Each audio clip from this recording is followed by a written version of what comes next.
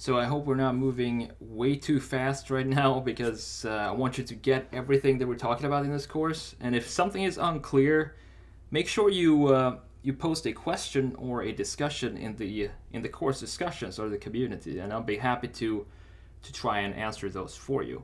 So in this lecture, we're going to talk about sketching with the perspective cloud sketching, as I call it, which I just showed you in the previous videos, and how to use that to sketch a bit more complex shapes than a coffee cup and a cube. So for this exercise, I want to show you how I would approach sketching, let's say, a vacuum cleaner, one of those small handheld vacuum cleaners. Same thing here. We want to first of all try to think of the product as a silhouette or as a unit. What are the main features of a handheld vacuum cleaner? So what do we need? We need the handle, and most of the handles look kind of similar. We need some way where the dust comes and collects something that usually you can take off, like a cartridge or similar to that. And we also need somewhere to put the suction engine, or the suction, the motor and the suction, all the mechanics inside of it. So those are the three parts that we need. And if we've done the research, we kind of have an idea of how they all look like right now. So we can use that as a guide and move forward. All right, so let's get started. As always, I'm starting with an ellipse. So this will be our main body. It doesn't look like much right now. But after this, I want to put out a center line for this. Something like that. And I want to start to try to figure out where the handle goes. Usually it goes somewhere up here, right? So this is the suction part in front. Then we have the main body down here, this whole thing. And out from the main body comes a handle.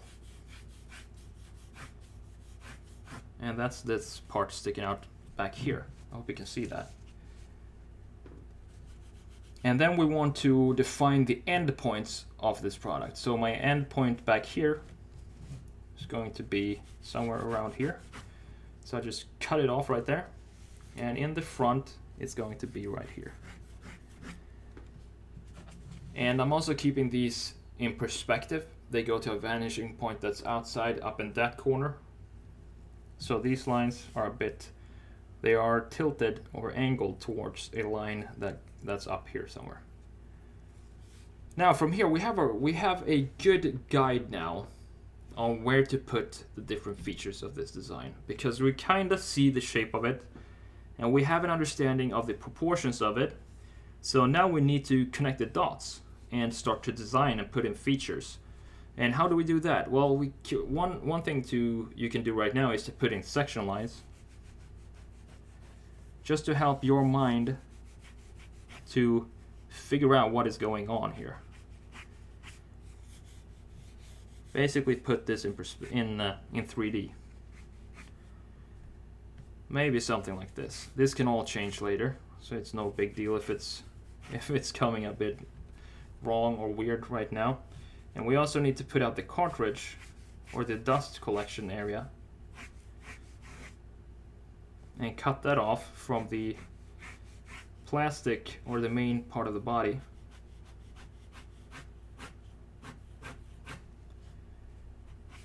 So I'm cutting that off right around here. Now we need to define the baseline of this design. And it looks like this could probably work. We have a sharper corner down here. And if it ends up not working, you can always adjust as you go.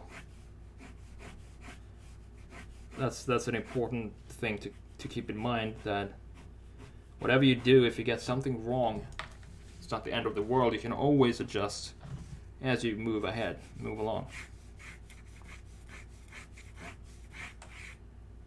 So I'm gonna make a mouth here where the dust comes in.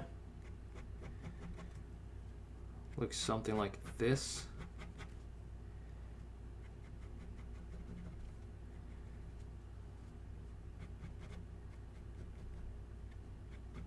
Interesting.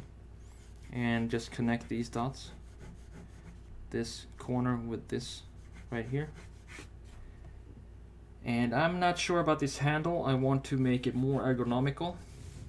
So I'm gonna make a slide stopper or whatever. Some sort of bulge at the end of this. So that your hand doesn't slide.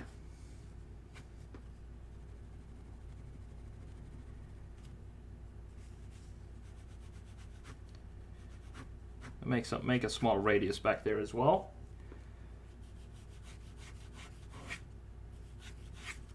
And from here, we basically have our design ready right now. I mean, the proportions are there. All we need to do now from here is to add all the details that goes in a vacuum cleaner, such as you need to have, maybe you have an on-off button up here.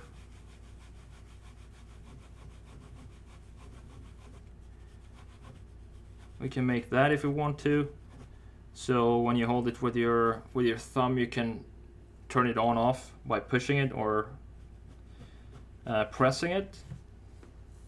And we can make, maybe we can make this, if we're using markers or whatever, we can make this transparent so that you see what's going on inside of this little thing right here. We could do that. Or we also want to add line weight to all of our sketches.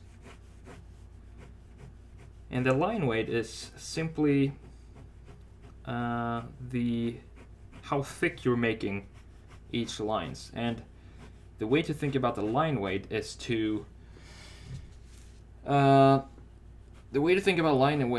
that the baseline that's closest to the ground should always be thicker than the rest of the lines of the sketch.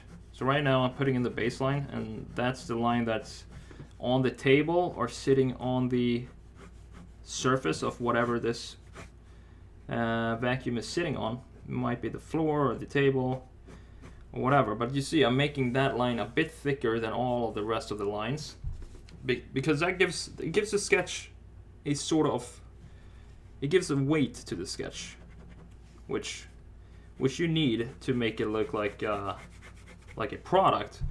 We don't want it to be floating on the paper like it doesn't have a purpose and it doesn't sitting anywhere. We need to add some weight to the product, and we do that by using line weight. And if we want, we can add some reflections in here. Something like this. Basically do whatever we want from here. Can add some thickness to this mouth down here. So that's one way of sketching using cloud sketching, as I call it, to sketch in perspective faster than setting up a grid line. And also, as I mentioned earlier, way more fun, which is why we do all of this, right? Because we're having fun. So try it out, and if you want to copy this sketch, that's fine. Try it out and let me know what you think about the concept of cloud sketching, and I hope it helps you out.